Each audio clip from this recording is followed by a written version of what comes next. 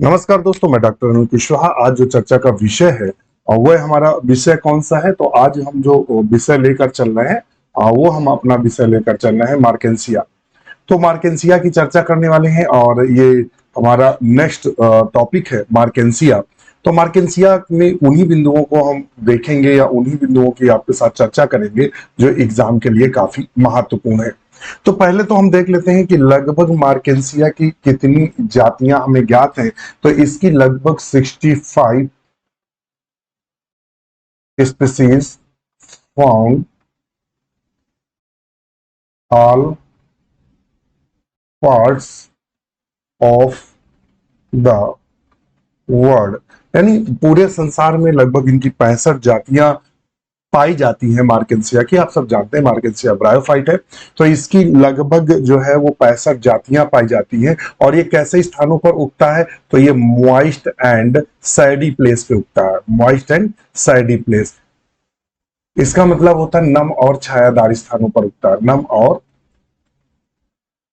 छायादार स्थानों पर उगता है।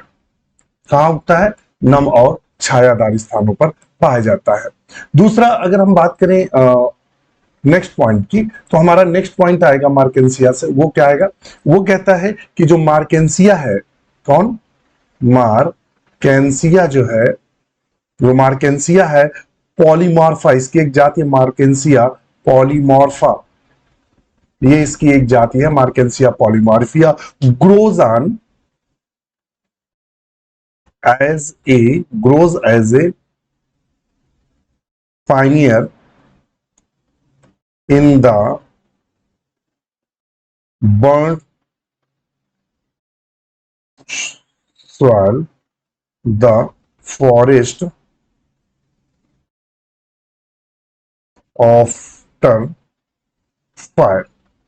कहता है जब जंगलों में आग लग जाती है, जब जंगलों में आग लग जाती है, तो जंगलों में आग लगने के बाद, जंगल में आग लग गई तो वहां की सारी वनस्पति जब खत्म हो जाती है तो वहां जो ग्रो करती है वो मार्केंसिया पॉलीमार्फा ग्रो करती है। फिर धीरे धीरे इनकी जातियों की मान लेते हैं, फिर मार्केंसिया ब्रायोफाइट हुए, फिर टेरोडोफाइट, इस तरह वहां नई जनरेशन का जन्म होता है। तो कहता है मार्केंसिया जो पॉलीमार्फा है ये शुरुआत चरण करती, मान लेते कोई जंगल जलकर खाक हो गया, बिल्कुल वहां कोई भी प्लांट नहीं बचे, तो मार्केंसिया पॉलीमार्फा ऐसे जगहों पर जहां जला हुआ एरिया हो वहां ग्रो करता है। वेरी वेरी इंपॉर्टेंट, एग्जाम में पूछ सकता है कि मार्केंसिया या कौन सा ब्रायोफाइट्स जो बर्न स्वाट या जला हुआ जो जंगल है या जली हुए स्थान है वहां पाइनियर का मतलब शुरुआत कौन करता है प्लांट्स की? तो वो है मार्केंसिया पॉलीमार्फा। कौन सी जाति है? मार्केंसिया पॉलीमार्फा। ये इसको आप याद रखेंगे, मार्केंसिया पॉलीमार्फा। फिर आता है, कहता है इसके अलावा फिर क्या है? तो मार्केंसिया पॉलीमार्फा है। इसके अलावा हम आपको बता दें, अगर मार्केंसिया के जनन की बात करें कि यह किस ऋतु में जनन करता है, तो कहता है मार्केंसिया जो सेक्स ऑर्गन्स है, मार्केंसिया के जो सेक्स ऑर्गन्स है, क्या है? सेक्स ऑर्गन्स, लैंगिक जनन है। दो कंडीशंस होती है। अगर ये हिमालयन रीजन में जो मार्केंसिया पाए जाते हैं, हिमालयन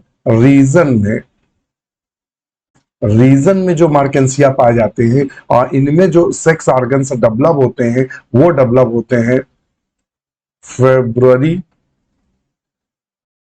मार्च और फरवरी में डेवलप होते हैं। और जो साउथ इंडिया में, यदि ये साउथ इंडिया में पाए जा रहे हैं, साउथ इंडिया हिल्स में जो इसकी जातियां पाई जाती हैं साउथ इंडिया हिल्स में, वो अक्टूबर एंड नवंबर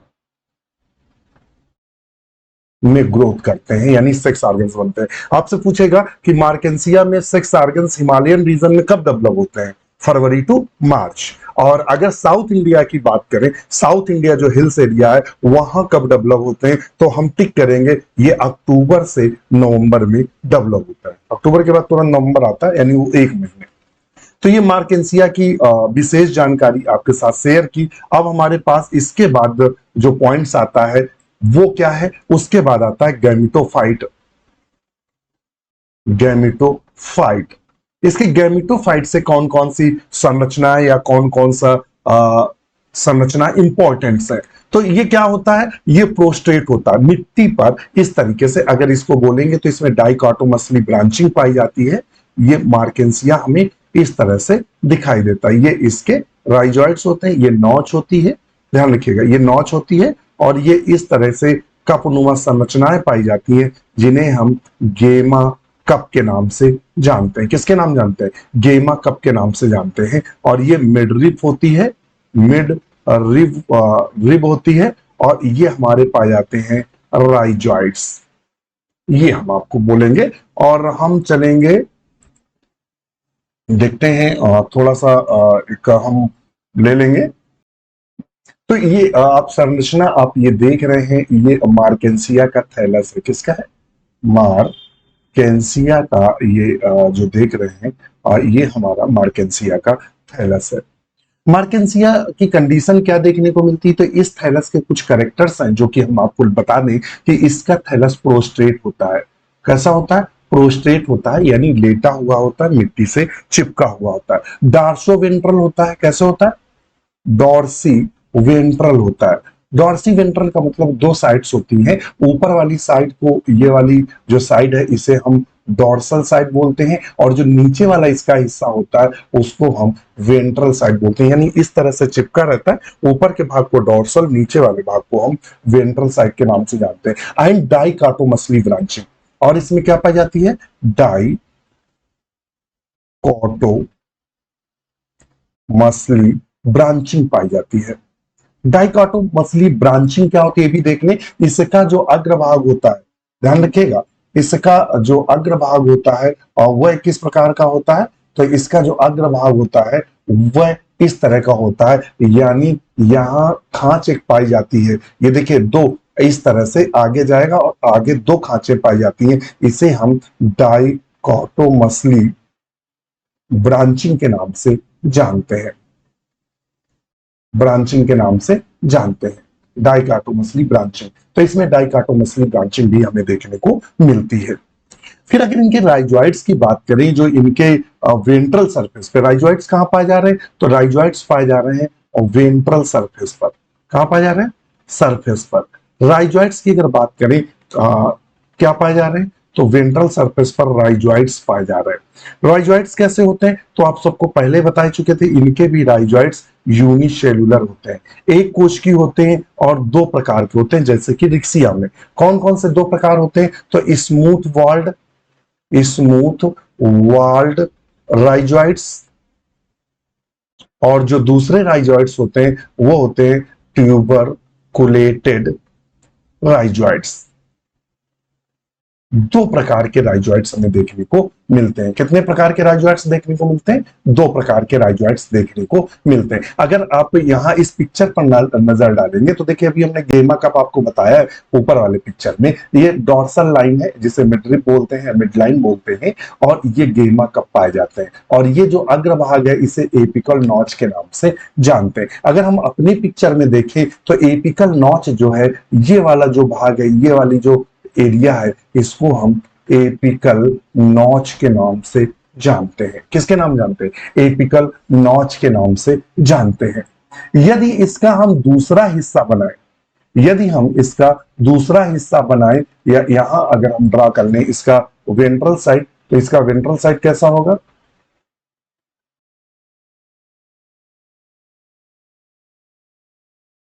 ये इसका वेंट्रल साइड है। और इसमें क्या करेंगे, अगर हम स्केल बनाते हैं तो कोई कलर ले लेते हैं, मान लेते हैं हम इसमें स्केल बना रहे हैं, ये इसमें इस तरह से स्केल दिखाई दे रहे हैं। और जबकि हम आपको स्केल बताएं, स्केल क्या होता है? मल्टी सेलुलर संरचनाएं होती हैं, तो ये स्केल दिखाई दे रहे हैं। क्वेश्चन बनता है यहाँ, ये स्केल है ये, और स्केल के साथ साथ यहां और क्या पाया जा रहा है? तो यहां पाया क्या जाता है? तो यहां पाए जाते हैं हेयर लाइक संरचना। ये हेयर लाइक संरचनाएं पाई जा रही हैं। इन्हीं हेयर लाइक संरचनाओं को हम राइजॉइड्स कहते हैं। क्या कहते हैं? राइजॉइड्स कहते हैं। ये जो येलो कलर की संरचनाएं हैं, इनको हम स्केल के नाम से जानते हैं। ये जो है, इसे हम एपिकल नॉच यानी ऊपर की नॉच के नाम से जानते हैं। एपिकल नॉच, ये जो दो भागों में इस तरह दिखेगा, दो भागों में ये ऐसे ऐसे बटा हुआ है, दो भागों में ये ऐसे ऐसे बटा हुआ है, तो इसी को बोलते हैं डाइकोटोमसली ब्रांचिंग के नाम से जानते हैं। इसमें डाइकोटोमसली शाखाएं पाई जाती हैं या शाखा देखने को मिलती है, ये कंडीशन हमें देखने को मिलती है। राइजोइड्स, और राइजोइड्स इसके कितने प्रकार के होते हैं, तो अभी हमने बताया राइजोइड्स दो प्रकार के होते हैं। अगर हम राइजोइड्स की बात करें कि कौन कौन से राइजोइड्स के प्रकार होते हैं, तो उसकी भी चर्चा कर लेते हैं। तो दो प्रकार के हमने राइजोइड्स बताए। स्मूथ वाल्ड राइजोइड्स की अगर बात करें, स्मूथ वाल्ड कैसे होते हैं, तो ये राइजोइड्स हैं और इनकी जो इनर लेयर होती है वो बिल्कुल स्मूथ होती है। इस प्रकार के राइजोइड्स को स्मूथ वाल कहलाते हैं। ट्यूबरकुलेटेड जो राइजोइड्स होते हैं उनकी जो इनर वाल होती है जगह जगह से फोल्ड होती है, और इस प्रकार के राइजोइड्स को हम ट्यूबरकुलेटेड राइजोइड्स के नाम से जानते हैं। तो इनके राइजोइड्स से जो क्वेश्चन पूछेगा तो पूछेगा कैसे होते हैं, तो आप लिखेंगे यूनिसेलुलर होते हैं, एक कोश की राइजोइड्स होते हैं। और कैसे होते हैं, दो प्रकार के होते हैं, स्मूथ और ट्यूबरकुलेटेड। ये आपको समझ में आ गया होगा। अब अगर हम इनके स्किल की बात करें, जो अभी आप इस जगह संरचना देख रहे थे, ये अगर हम इनके स्किल की बात करें, जो स्किल पाए जाते हैं उनकी कंडीशन क्या होती है, तो इनके स्किल मल्टी सेलुलर होते हैं। कैसे होते हैं, मल्टी सेलुलर होता है। मल्टी सेलुलर का मतलब होता है इनके स्किल जो होते हैं वो बहुकोशिकी होते हैं, वन सेल्ड इन थिकनिंग। ये कितने थिकनिंग होती है, तो इनके स्केल में वन सेल्ड थिकनिंग होती है। ये कितने मोटे होते हैं, एक कोशिका मोटे होते हैं। इनमें भी वही कंडीशन है कि इनका जो वायलेट कलर होता है, ये किस कलर के पाए जाते हैं, तो ये प्राय पाए जाते हैं, यहां लिख ले और बढ़ा ले, ये जो पाए जाते हैं स्केल, ये वायलेट कलर के होते हैं। कैसे होते हैं, वायलेट कलर के होते हैं। वायलेट कलर का मतलब बैंगनी रंग के होते हैं। ड्यू टू प्रेजेंस ऑफ किसकी उपस्थिति के कारण ये वायलेट कलर या बोल सकते हैं बैंगनी रंग के होते हैं, तो ड्यू टू प्रेजेंस ऑफ किसकी उपस्थिति में होते हैं, प्रेजेंस ऑफ एंथोसाइनिन।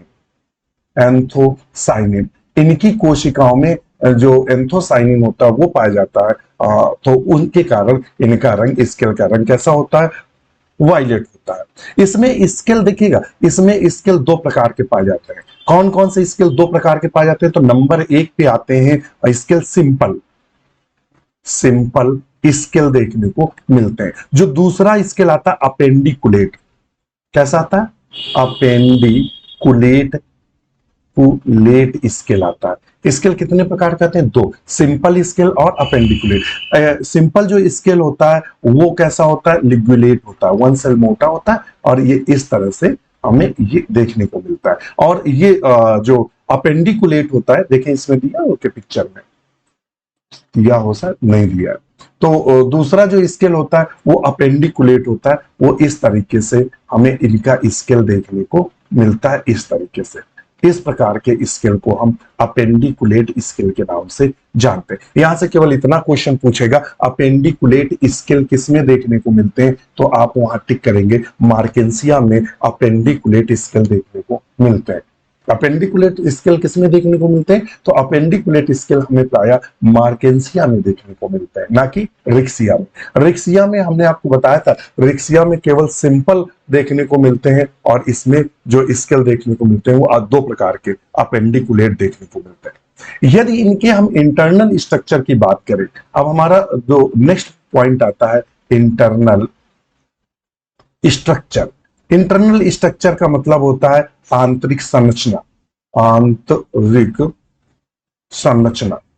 संरचना। जो जब हम इनका सेक्शन काटते हैं, क्या काटते हैं, जब इनका ट्रांसफर सेक्शन काटते हैं और माइक्रोस्कोप पर लगाकर देखते हैं, तो ये हमें कुछ इस तरीके से नजर आते हैं। तो थोड़ा सा बड़ा करेंगे और ये अगर हम देखेंगे इनकी संरचना काटकर, तो हमें ये इस तरीके से नजर आते हैं। अब पेन का चेंज कर दें, रेड ले लें, चूंकि व्हाइट में नहीं, ये इस तरह के नजर आते हैं। इसमें एयर पोर पाए जाते हैं। ये अपर एपिडर्मिस है, और ये वाला भाग लोअर एपिडर्मिस है, और ये वाला भाग फोटोसिंथेसिस है। तो ध्यान में रखिएगा, और ये फोटोसिंथेटिक फिलामेंट। तो यहाँ एक क्वेश्चन बनता है, अभी हम आपको वो भी क्वेश्चन बताएंगे। क्वेश्चन क्या बनता है वो भी देख लीजिएगा। क्वेश्चन बनता है कि ब्रांच्ड फोटोसिंथेटिक फिलामेंट किसमें देखने को मिलता है। क्वेश्चन क्या बनता है, ब्रांच्ड फोटोसिंथेटिक फोटोसिंथेटिक फिलामेंट किसमें पाया जाता है? फिलामेंट पाया जाता है किसमें? मार्केंसिया में। देखिए ये शाखित, ये अगर संरचना देखेंगे तो फोटोसिंथेटिक फिलामेंट शाखित पाए जाते हैं। दूसरा, इसकी जो अपर एपिडर्मिस है, ध्यान रखना, इनकी जो अपर एपिडर्मिस है, एपिडर्मिस कंटेन टू, यानी संबंधित रहती है किससे? एयर पोर। आपसे पूछ सकता है किसकी अपर एपिडर्मिस में एयर पोर पाए जाते हैं, तो किसकी एपिडर्मिस में एयर पोर पाए जाते हैं? मर्केंसिया की जो अपर एपिडर्मिस है उसमें हमें क्या देखने को मिलता है? तो उसमें हमें देखने को मिलता है, उसमें हमें क्या देखने को मिलता है? तो उसमें हमें देखने को मिलता है एयरपोर्ट। तो देखिएगा वो एयरपोर्ट देखने को मिलता है, इसको भी आप ध्यान में रखेंगे। क्या रखेंगे? कि इसकी हमें एयरपोर्ट देखने को मिलता है।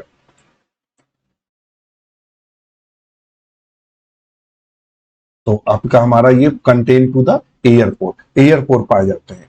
और इसका जो एयरपोर्ट होता है, airport consist to, airport consist to barrel shaped. ध्यान रखिएगा कैसी होती है? Barrel shaped cell.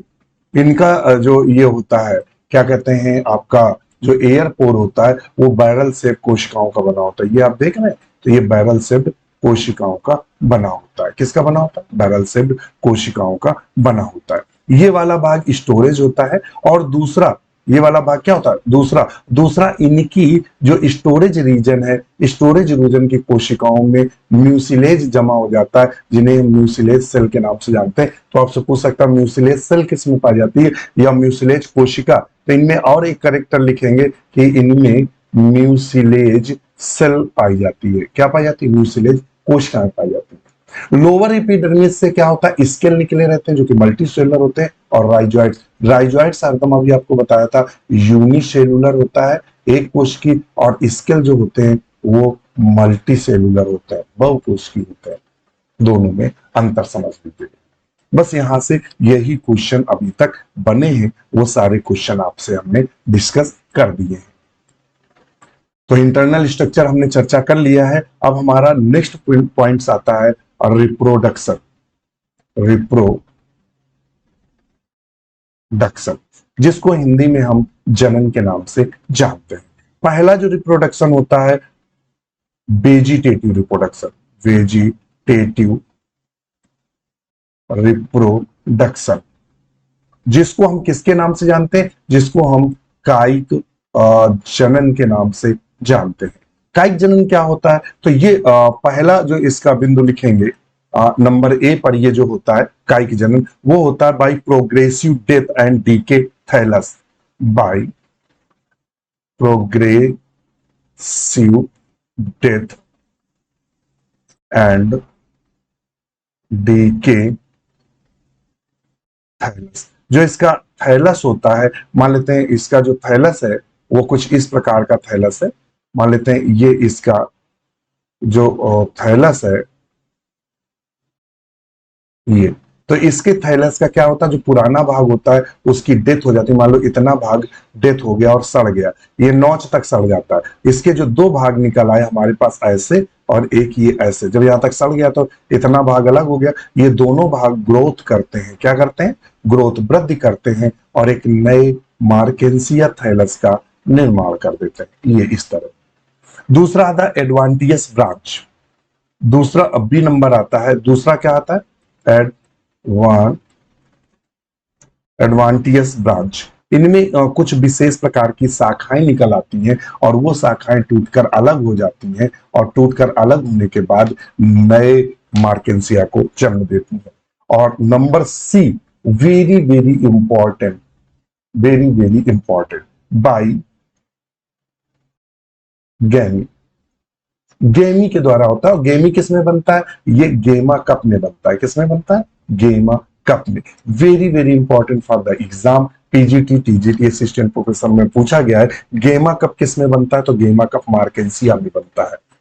अगर हम इसका पिक्चर लेंगे तो ये आप देख रहे हैं, ये थैलस है। ये क्या है?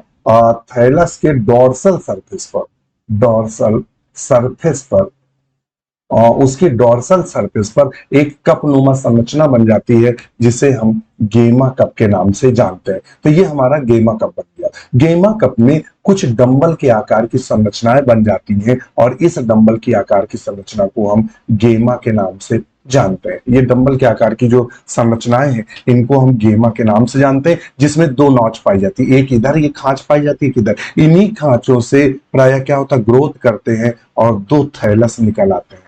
क्या करते हैं, ये टूटकर अलग हो जाती है। ये यहां से बहुत सारे गेमा कप में बहुत सारे गेमा बनते हैं और ये गेमा टूटकर अलग हो जाते हैं और दोनों खांचों से नए थैलस निकल आते हैं। ये नए थैलस निकल आते हैं और ये थैलस ग्रोथ करके नए मार्केशिया को जन्म दे देते हैं। ध्यान में देख लीजिएगा, ये क्या करते हैं, जन्म दे देते हैं। और इस गेमा कप में ऑयल सेल से भी पाई जाती है जो कि पोषण का कार्य करती है। तो आप समझ गए होंगे बाई गेमा। तो यहां से जो क्वेश्चन आपसे एग्जाम में उठाएगा वो डायरेक्ट क्वेश्चन उठाता है कि गेमा कप किस में पाया जाता है। तो गेमा कप अगर पूछेगा तो आप लगाएंगे मार्केंसिया में गेमा कप पाया जाता है। किसमें पाया, गेमा कप।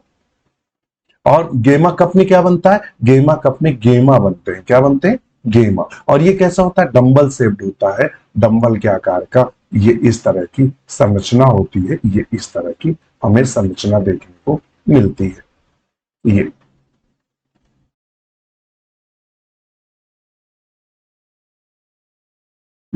ये क्वेश्चन बहुत इंपॉर्टेंट है, बार बार पूछा जाता है। ये नॉच है, यहीं से नया थैलस निकल आता है, ये इस तरह से। अब इसके बाद आता है, सीधे हम लोग बात करते हैं इसके सेक्सुअल रिप्रोडक्शन की, लैंगिक जनन की। तो हम हेडिंग डाल देते हैं सेक्सुअल रिप्रोडक्शन, रिप्रोडक्शन या लैंगिक जनन। लैंगिक जनन क्या होता है, लैंगिक जनन ये क्या होता है, लैंगिक जनन। लैंगिक जनन में मार्केंसिया में जो लैंगिक जनन होते हैं, सेक्स ऑर्गन्स आर, ध्यान रखिएगा, sex organs are borne on special stalked रिसेप्टेकल्स,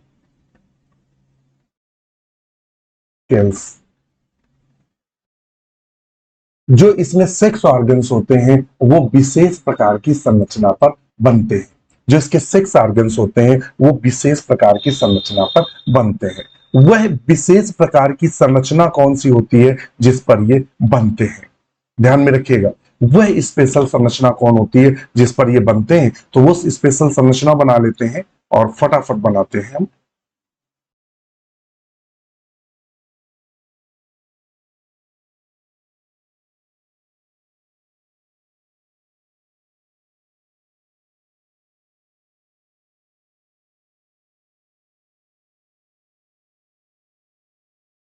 ये मान लेते हैं थैलस है, ये थैलस है। और इस थैलस पर कुछ विशेष प्रकार की संरचनाएं बनती हैं, ये इस तरह से लंबी संरचनाएं बनती हैं। और ऊपर ये, और ऊपर क्या होता है, एक बड़ी प्लेट नुमा संरचना बन जाती है इस तरीके से। इसको हम डिस्क के नाम से जानते हैं, जो प्लेट नुमा। ये हमारा स्टार्क है, ये स्टार्क बन गया। ये हमारा क्या है, थैलस है, ये हमारा थैलस है। इस संरचना को, जो ये पूरी की पूरी संरचना बनी, इस संरचना को हम किसके नाम जानते हैं, एंथ्रीडियोफोर के नाम से जानते हैं। एंथ्रीडियोफोर के नाम से जानते हैं। किसके नाम जानते हैं, एंथ्रीडियोफोर के नाम से जानते हैं, एंथ्रीडियोफोर। और एंथ्रीडियोफोर में क्या लगते हैं, तो एंथ्रीडियम लगते हैं।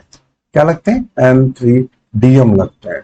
और एंथ्रीडियम में क्या बनते हैं, एंथ्रीडियम बनते हैं एंथ्रोजॉइड। ये क्या है, ये मेल रिप्रोडक्टिव ऑर्गन्स है, यानी नर जनन अंग है, रिप्रोडक्टिव ऑर्गन्स है। और ये संरचना क्या है, ये मेल गैमीट है, मेल गैमीट है। एंथ्रीडियोफोर क्या है, वह संरचना जिस पर हमारा क्या पाया जा रहा है, तो वो एंथ्रीडियम पाया जा रहा है। और यहां एंथ्रीडियम, इस डिस्क में ढेर सारे एंथ्रीडियम ये लगे रहते हैं। तो आपसे पूछेगा कि N3DO4 किस में पाया जाता है, तो N3DO4 पाया जाता है, आप बना लीजिएगा, N3DO4 जो हमें देखने को मिलता है वह N3DO4 देखने को किस में मिलता है, मार्केंसिया। अब ये तो हो गया हमारा नंबर ए। और नंबर अगर बी की बात करें तो नंबर बी यहां लेंगे और उसे व्हाइट कलर से बनाएंगे जिससे आप कंफ्यूज ना हो। तो जब हम इसको व्हाइट कलर से बनाएंगे तो बना लेते हैं दूसरा थैलस। तो हमारा ये दूसरा थैलस है,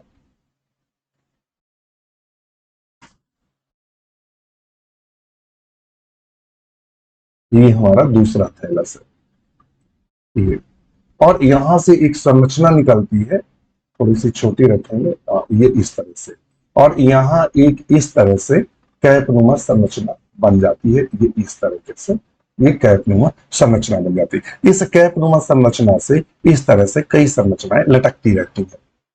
इस संरचना को जो लटकती हुई झालर होती है उसको हम पेरियंथ के नाम से जानते हैं। तो एग्जाम में पूछ सकता है किस ब्रायोफाइट में पेरियंथ की संरचना पाई जाती है, तो वह टेरिडोफाइट्स में पेरियंथ संरचना देखने को मिलती है। और ये लंबी लंबी जो संरचनाएं हैं इनको हम किसके नाम से जानते हैं, रे के नाम से जानते हैं, रे के नाम से जानते हैं। और ये हमारा हो गया स्टार। और ये हमारा क्या हो गया, इस पूरी संरचना को, ये इस पूरी संरचना को जो ऊपर है उसे आर्चिगोनियो 4 कहते हैं। आर्ची आर्ची गोनियो 4 के नाम से जानते हैं, आर्ची गोनियो 4 के नाम से जानते हैं। आर्चिगोनियो 4 में क्या लगता है, तो आर्चिगोनियो 4 में आर्चिगोनियम पाई जाती है। क्या पाई जाती है, आर्चिगोनियम। आर्चिगोनियम में क्या पाया जाता है, तो आर्चिगोनियम में एग पाया जाता है। एग क्या होता है, ये फीमेल रिप्रोडक्टिव ऑर्गन्स होता है।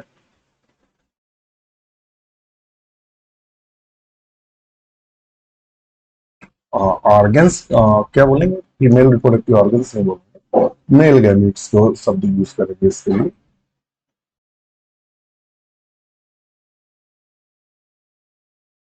मेल गैमीट है। और आर्चिगोनियो 4 क्या होता है, ये फीमेल रिप्रोडक्टिव ऑर्गन्स होता है।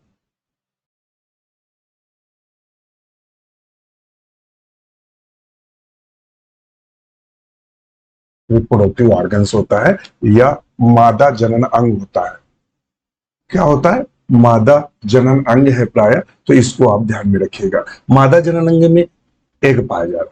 और ये जो आर्चिगोनियम है किस संरचना में पाई जा रही है, या फीमेल रिप्रोडक्टिव ऑर्गन्स या मादा जनन अंग कहां पाए जाते हैं, तो आर्चिगोनियो 4 में पाए जाते हैं।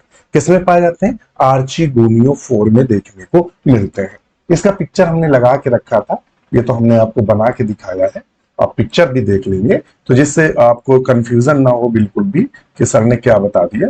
तो देख लीजिएगा, ये दोनों के दोनों पिक्चर है।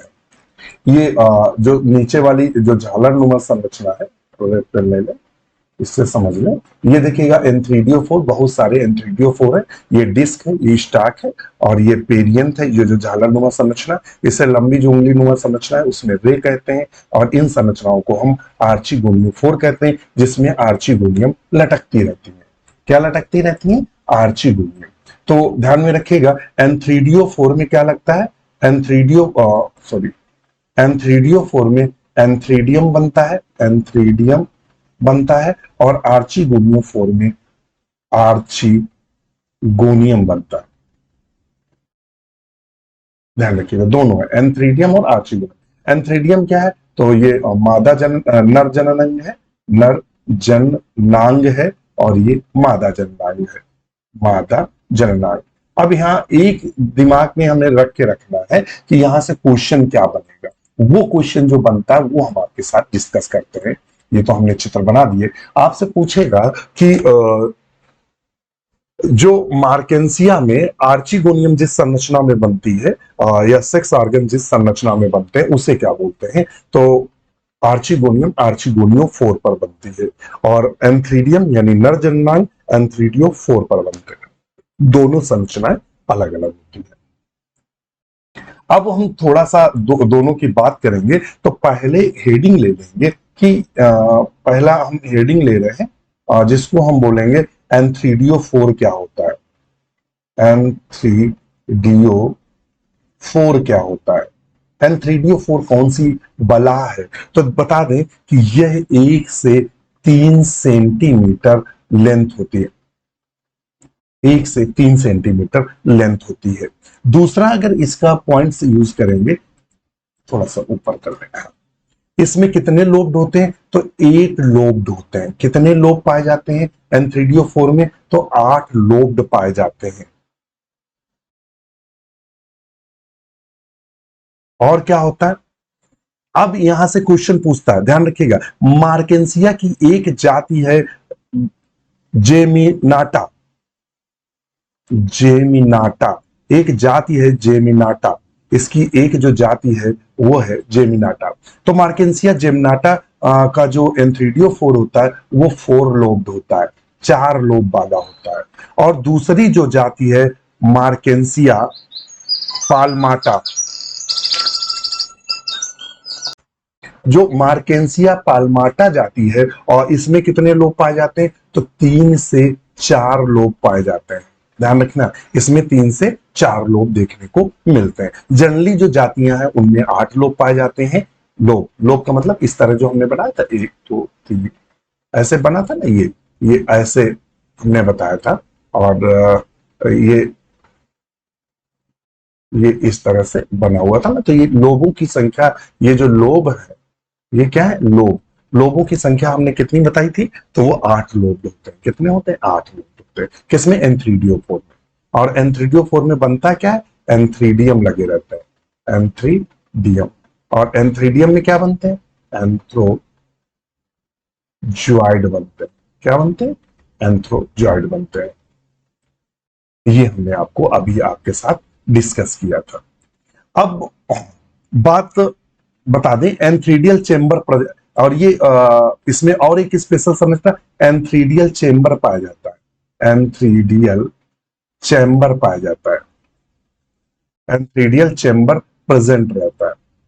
अगर आपसे पूछे एंथ्रीडियल चेंबर किस में पाया जाता है, तो मार्केंसिया में पाया जाता है। और एंथ्रीडियल चेंबर के अंदर क्या बंद रहते हैं? तो एंथ्रीडियम बंद रहता है, एंथ्रीडियम बंद रहता है। क्या बंद रहता है? एंथ्रीडियम बंद रहता है। और एंथ्रीडियम एंथ्रीडियम का जो विकास होता है या जो डेवलपमेंट होता है, एंथ्रीडियम डेवलप्ड बाय, या जो विकास होता है वो एंथ्रीडियल इनिशियल सेल से होता है, एंथ्रीडियल इनिशियल सेल से होता है। किस कोशिका से होता है? एंथ्रीडियल इनिशियल, यानी एंथ्रीडियल प्रारंभिक कोशिका से एंथ्रीडियम का विकास होता है। और जब विकास हो जाता है तो इस एंथ्रीडियम के अंदर बाईफ्लैजिलेट, दो फ्लैजिला वाला एंथ्रोजॉइड पाया जाता है, एंथ्रोजॉइड बनता है। और जो दो फ्लैजिला वाला एंथ्रोजॉइड बनता है वो कुछ इस प्रकार से, इसमें 2 फ्लैजिला होते हैं जिसको हम एंथ्रोजॉइड के नाम से जानते हैं। किसके नाम से जानते हैं? एंथ्रोजॉइड्स के नाम से जानते हैं। तो हमारा एंथ्रोजॉइड्स बन गया। और अगर एंथ्रीडियम संरचना बनाएंगे, कौन सी संरचना हम बनाएंगे? एंथ्रीडियम। तो एंथ्रीडियम कुछ इस तरीके से हम बना लेते हैं। ये इस तरह की एक संरचना होती है।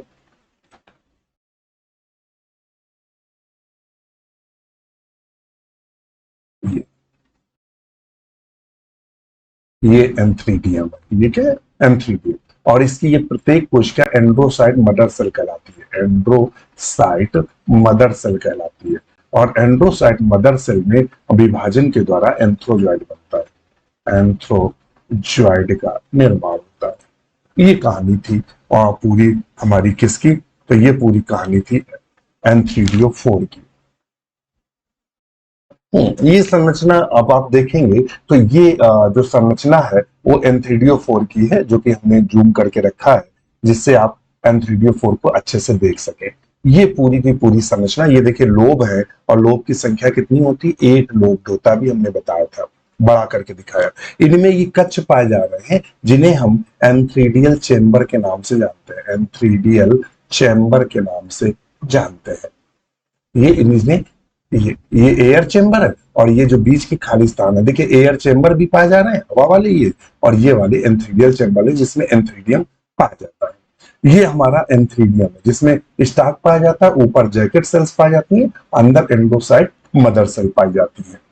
जब हम बात करते हैं, चलो इसके ऊपर ही इसको ले आए तो समझ में आएगा। अब अगर हम बात करें कि इनका डेवलपमेंट कैसे होता है, तो एंथ्रीडियल इनिशियल सेल में विभाजन होता है और दो कोशिकाएं बनती है, आउटर सेल को आउटर सेल और बेसल सेल बनती है।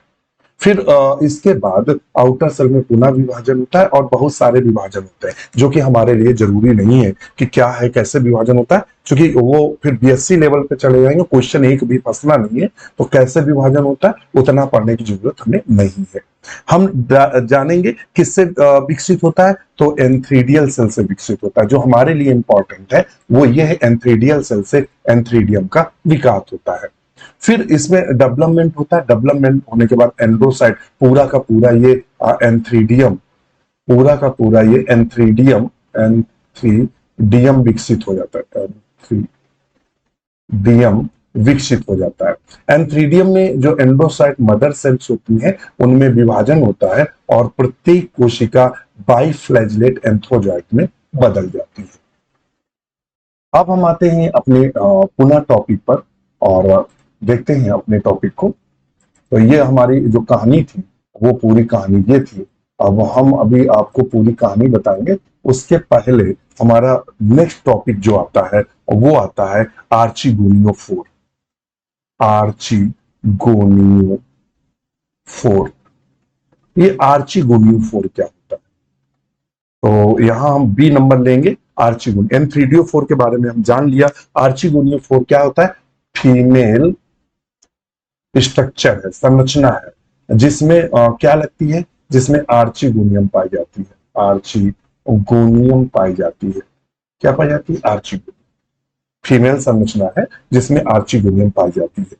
इसको हम कार्पोसिफाइलम के नाम से जानते हैं। इसका अगर दूसरा नाम लिखेंगे, इसका दूसरा नाम लिखेंगे तो दूसरा नाम होता है कार्पोसिफाइलम। ध्यान रखिएगा, क्या बोलते हैं? कार्पोसिफाइलम के नाम से जानते हैं। आर्चिगोनियोफोर को कार्पोसिफाइलम के नाम से जानते हैं। अब आर्चिगोनियम का जो डेवलपमेंट होता है या विकास होता है, तो कहता है जो आर्चिगोनियम बॉन्ड उत्पन्न होते हैं, कहते हैं bond on the dorsal surface of the रिसेप्टिकल। जो डॉर्सल सरफेस होता है रिसेप्टिकल, आर्चिगोनियोफोर का जो डॉर्सल सरफेस होता है वहां इन इन एक्रोपीटल सक्सेशन। तो किस कंडीशन में होता है? तो एक्रोपीटल, ध्यान रखना।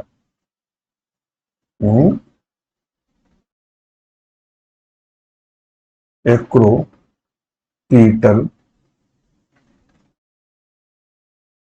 सक्सेशन में इसका डेवलपमेंट होता है।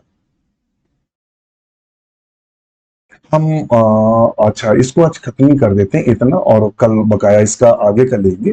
फिर क्या कहता है कि many species of मार्केंसिया long stunt and green, जो फिंगर लाइक प्रोजेक्शन पाए जाते हैं जिनको मार्जिन पर, जिनको हम किसके नाम से जानते हैं?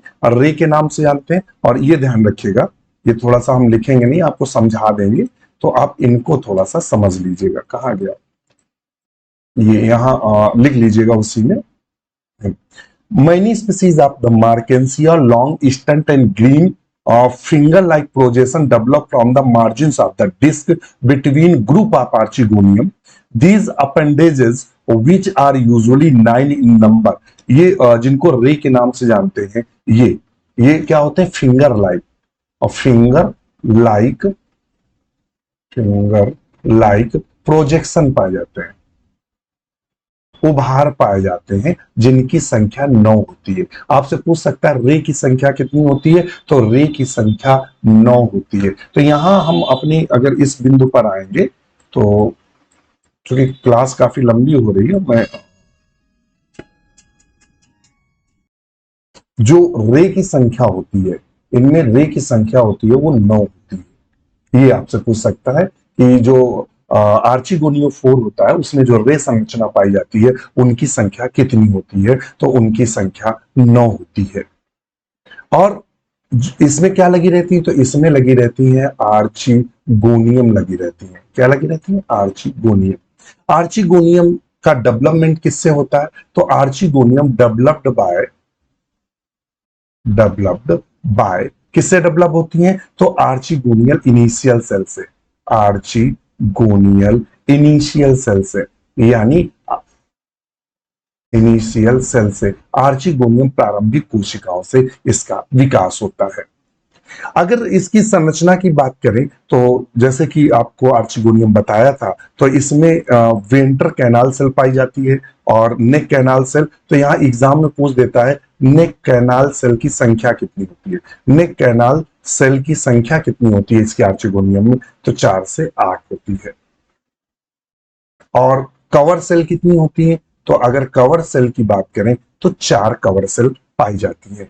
एक क्या पाई जाती है, वेंटर कैनाल सेल एक पाई जाती है। और क्या पाया जाता है, एग। एग की संख्या भी एक होती है। ये एक होता है, ये एक होता है। तो आज के लिए इतना ही। इसके आगे का जो स्पोरोफाइट संरचना बहुत इंपॉर्टेंट है, बहुत क्वेश्चन पूछते हैं, वो कल आपकी क्लास में डिस्कस करेंगे। चलिए इसी के साथ नमस्कार।